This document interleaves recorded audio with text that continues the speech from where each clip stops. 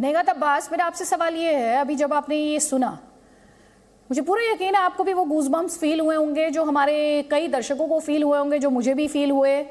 और मुझे एक बार भी ये फीलिंग नहीं आई कि मैं जनगण मन और वंदे मातरम को लेकर, अगर मैं वंदे मातरम को लेकर भी वही पैट्रियोटिक फीलिंग, वही देशभक्ति की भावना फील कर रही हूँ, तो मैं जनगण मन का किसी भी तरीके से अपमान कर रही हूँ या उसे कमतर देख रही हूँ। आपको गूज़बम्प्स फील हुए?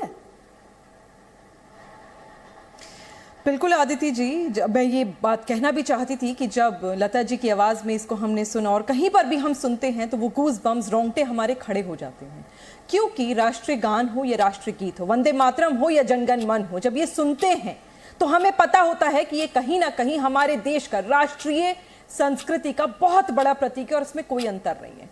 और मैं ये बात कहना चाहती हूं, आपके व्यूअर्स को ये बात बताना चाहती हूं कि जो लोग वंदे मातरम कहते हुए कतराते हैं या ये सोचते हैं कि वंदे मातरम कहने से हमारे सरजमीन पर या फिर हमारे धर्म पर कोई आंच आ जाएगी, उनके लिए मुझे वो संस्कृत का श्लोक याद आता है कि यस्य नास्ति स्वयं प्रज्ञा शास्त्रम तस्य करोति किम लोचनाभ्याम विहीनस्य दर्पण किम करियोषति। अर्थात कोई अगर बुद्धिहीन व्यक्ति है तो उसके सामने आदिति जी आप बड़े से बड़े वेद और शास्त्र रख दीजिए, वो उसके लिए उसी समान है जिस प्रकार किसी अंधे व्यक्ति के लिए दर्पण होता है।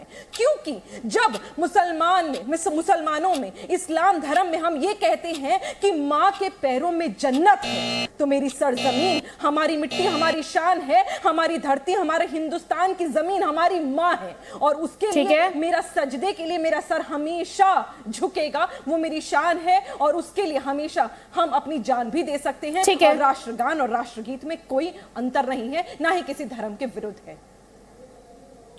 ठीक है, ठीक है।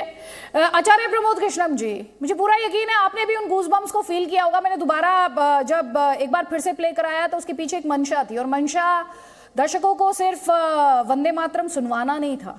वो जो एक फीलिंग आती है, जो इमोशन आता है, जो एक स्पेशल तरीके का एक खास एहसास आता है, वो एहसास कराना था। तो ये जो राजनीति हो रही है, इसमें सिर्फ राजनीति हो रही है आपको लगता है? देखिए आदित्य जी, बात तो ये है कि आप कह रहे हैं फीलिंग आती है। फीलिंग इसलिए थोड़ी आती है कि उसमें अच्छे शब्द हैं या अच्छा संगीत है या अच्छी आवाज़ है। फीलिंग आती है कि जब दिल में वतन परस्ती का जज्बा होता है, राष्ट्रभक्ति की भावना होती है, तो हर गीत में वो फीलिंग आती है। ए मेरे वतन के लोगों, तुम आँख में भर लो पानी, जो शहीद हुए हैं उनकी ज़रा याद करो कुर्बानी। कोई सिख, कोई जाट मराठा, कोई गुरखा, कोई मद्रासी, सरहद पे लड़ने वाला हर वीर था भारतवासी। जो खून गिरा पर्वत पर वो खून था हिंदुस्तानी, जो शहीद हुए हैं उनकी ज़रा याद करो कुर्बानी। ऐसी हज़ारों गीत हैं। मेरे देश की धरती सोना उगले, उगले हीरे मोती, संदेशे आते हैं संदेशे जाते हैं। देशभक्ति से ओत प्रोत जो भी गीत होता है हमारे रोंगटे खड़े कर देता है। विषय ये नहीं है, विषय ये है कि राष्ट्रगान और राष्ट्रगीत। अब क्योंकि आपके पैनल पे आज आरएसएस विचारक रहे और भारत की संसद के सम्मानित सदस्य, बड़े विद्वान व्यक्ति राकेश सिन्हा जी हैं, तो मैं ये बताना चाहता हूँ, ये बहस और सारगर्भित हो जानी चाहिए और अच्छी हो जानी चाहिए। एक होता है शब्दार्थ, एक होता है भावार्थ। राष्ट्रगीत और राष्ट्रगान, बिल्कुल मैं सहमत हूँ। मैं तो राष्ट्रगीत खूब गाता हूँ, वंदे मातरम, सुजलाम सुफलाम मलिजज शीतलाम सस्य श्यामलाम मातरम। ये तो हम लोगों ने बचपन से गाया। इसे गाने में बिल्कुल हमें फक्र होना चाहिए, हमें गर्व होना चाहिए। लेकिन राष्ट्रगान और राष्ट्रगीत एक है, ये थोड़ा सा विषय गंभीर हो जाएगा। इसलिए गंभीर हो जाएगा क्योंकि राष्ट्रगीत और राष्ट्रगान शब्दार्थ, शब्दों के अर्थों की दृष्टि से दो हैं, भावार्थ तो एक ही है। लेकिन अगर उसको राष्ट्रगीत को राष्ट्रगान हम कहें, राष्ट्रगान को राष्ट्रगीत कहें, तब फिर दिक्कत पैदा होती है। तो ये विषय जो है ये तो सरकार का विषय है। अगर सरकार को राष्ट्रगान और राष्ट्रगीत को थोड़ी आपस में इंटरचेंज किया जा रहा है। और आचार्य प्रमोद कृष्णम जी, जब मैंने गूज़बम्प्स की बात की थी तो वंदे मातरम की जब मैं बात कर रही हूँ तो वंदे, ये जो आपने देशभक्ति के गाने गिनाए, जाहिर तौर पर उनसे भी गूज़बम्प्स आते हैं, ऐसा नहीं है, उसमें भी देशभक्ति का भाव आता है। लेकिन वंदे मातरम आजादी के संघर्ष से भी जुड़ा रहा सर, उसकी अपनी एक हिस्टोरिक सिग्निफिकेंस भी है। वंदे मातरम में बदलाव भी किया गया, पंडित नेहरू ने खुद उसमें बदलाव किया आजादी से पहले के ही सर एक सेकंड, मैं आपको जवाब दिलवा देती हूँ, आप राजनीति की बात कर रहे हैं ना, जवाब ले लीजिए। मेरा सवाल मैंने आपको ये इसलिए बताया क्योंकि वंदे मातरम और आजादी के बाद जो देशभक्ति के गाने आए हैं। जी बोलिए। नहीं, आप जो जवाब दिलवाएंगे तो किस बात का? अभी तो मेरा सवाल ही नहीं है, मेरा सवाल तो सुनिए, उसी का तो जवाब दिलवाएंगे आप। हाँ, तो सर जल्दी से सवाल पूछ लीजिए आचार्य जी। कि वंदे मातरम को अगर राष्ट्रगान बनाना है तो भारत की सरकार बना दे, हमें कोई आपत्ति नहीं है। हमारे लिए राष्ट्रगीत उतना ही प्रिय है, राष्ट्रगान उतना ही प्रिय है। हमारे लिए राष्ट्रगान भी फक्र का विषय है, गौरव का विषय है, राष्ट्रगान भी गौरव का विषय है। लेकिन ये फैसला भारत सरकार को करना है, ये फैसला राकेश सिन्हा जी को करना है कि राष्ट्रगीत और राष्ट्रगान दो में से कौन सा राष्ट्रगान होना चाहिए, कौन सा राष्ट्रगीत होना चाहिए। अभी ये तो क्लियर है, लेकिन अगर वो राष्ट्रगीत को राष्ट्रगान बनाना चाहते हैं, मैं उसका स्वागत करूंगा, लेकिन फैसला तो करें।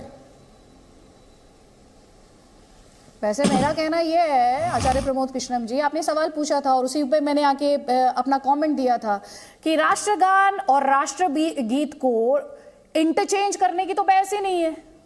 कौन यहाँ कह रहा है कि राष्ट्रगान को राष्ट्रगीत बना दीजिए, राष्ट्रगीत को राष्ट्रगान बना दीजिए? ये तो बहस ही नहीं है। ये तो बहस है दोनों को बराबरी का दर्जा देने की, बराबरी का सम्मान देने की। बहस इस बात की है, बहस इस बात की है कि राष्ट्रगान के बराबर राष्ट्रगीत, बहस इस बात की है। अब आप जवाब ले लीजिए, अब आप जवाब लीजिए इस पर। राकेश सिन्हा जी से जवाब ले लीजिए। आपने यही सवाल आपने पूछा था जिसका मैं जवाब ले रही थी। ठीक है, अब जवाब ले लीजिए राकेश सिन्हा।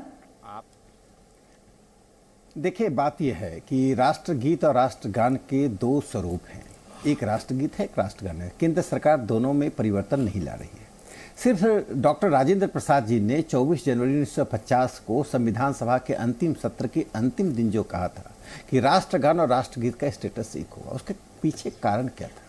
वास्तव में कांग्रेस वर्किंग कमेटी ने राष्ट्रगीत गाया जाता था, वंदे मातरम गाया जाता था। पहले उन्होंने कंप्रोमाइज किया, जब एक मुस्लिम सदस्य ने बायकॉट किया, प्रोटेस्ट किया, तो कुछ स्टैंजा हटा दिया गया, फिर कुछ स्टैंजा रखा गया। 1937 में कांग्रेस वर्किंग कमेटी जब मास कंटैक्ट प्रोग्राम मुसलमानों में ला रही थी, तब वो राष्ट्र उसको उस दो स्टैंजा को उन्होंने स्वीकार किया। उस दौरान से लगातार जो स्वतंत्रता आंदोलन हुआ, अदिति जी 1905 में और से 7 तक जो स्वदेशी आंदोलन चला, उसमें एक रिजले सर्कुलर निकला था। रिजले एक ऑफिसर था जिसके हस्ताक्षर सर्कुलर निकला था, इसलिए रिजले सर्कुलर कहते हैं, जिसमें वंदे मातरम कहना क्रिमिनल ऑफेंस था, अपराध था, जिसमें जेल की सजा होती थी। उसी काल से आरएसएस के संस्थापक डॉक्टर एडगेवार, जो स्कूल के छात्र थे, वंदे मातरम कहने का स्कूल से निकाल दिए गए थे। तो वंदे मातरम इतिहास वहां से लेकर डॉक्टर हेडगेवार से लेकर जो सवाल है सर, वंदे मातरम का इतिहास तो ये कि वंदे मातरम के जो 3 पीछे के स्टैंजा थे, तीसरा, चौथा और 5वां 26 अक्टूबर को पंडित नेहरू की अगुवाई में बनी कमेटी ने ऑफिशियल तौर पर वो हटा दिए थे। ये वही हिस्से थे ना जिसमें मां दुर्गा, मां सरस्वती की वंदना की गई थी। ये मैं हिस्टोरिक फैक्ट्स की बात कर रही हूँ। जब वंदे मैं बता रहा हूं, जब वंदे मातरम को जनगण मन से विस्थापित कांग्रेस ने किया, तो उस अपराध बोध में कांग्रेस को कहना पड़ा संविधान सभा में कि दोनों बराबर स्टेटस है। और जनगण मन हमारे लिए उतना प्यारा है, जनगण मन हमें इंस्पायर करता है। जनगण मन का जो स्थान है उसका कोई समानांतर नहीं है, वंदे मातरम का जो स्थान है कोई समानांतर नहीं है, दोनों कोई विरोधाभास नहीं है। दिक्कत उन लोगों में, बकार साहब जैसे लोगों में, ओवैसी जैसे लोगों में, या उन लोगों में जो जिनको कहते हैं वंदे मातरम की भाषा हमें समझ नहीं आती है। अरे इस देश में हिंदी के अतिरिक्त मलयालम, असमीज, उड़िया, बंगाली, ये सभी भाषाओं का समान स्थान है। और इसमें संस्कृत और बांग्ला के शब्द होने से आपको आपत्ति आ गई? भाई उन्हें बकार साहब कहते हैं कि बाकी गीत को